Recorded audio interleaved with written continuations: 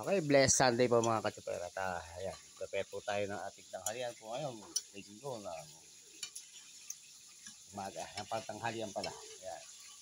Ano ito yung gamit natin mga Ricardo para sa sweet and sour na tilapia na nabili natin sa palengke. Mura lang po, malalaki pa. Ayan ito yung carrots, luya, bell pepper, sibuyas at bawang. At ito yung tinimplahang sweet and sour sauce. Ayan. At ayan po ang tilapia na nabili natin. Sa palengke yan. Dalawang piraso lang. Sorry, dalalaki. Wala pong malaki na solo lang. At dinalawa ko.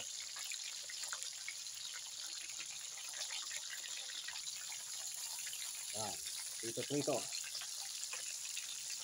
At ayan na nga po, magigisa na po tayo ng para sa sauce ng ating ulam na sweet and sour tilapia. Walang kamatayang tilapia po yan. Gulayin po natin ng luya.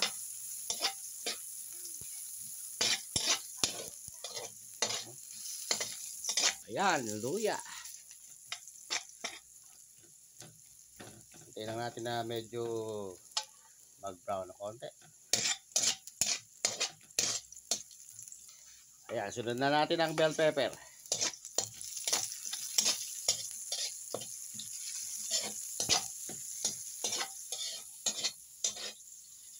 Bell pepper. At ang ating bawang.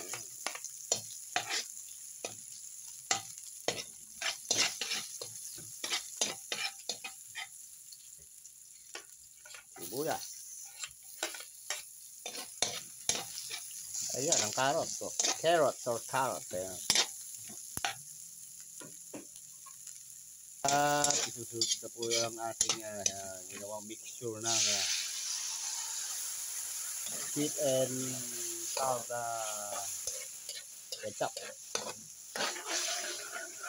Ayan.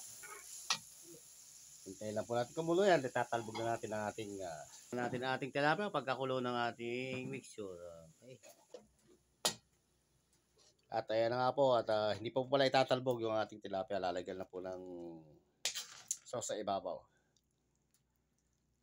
Ganun lang pala ang style.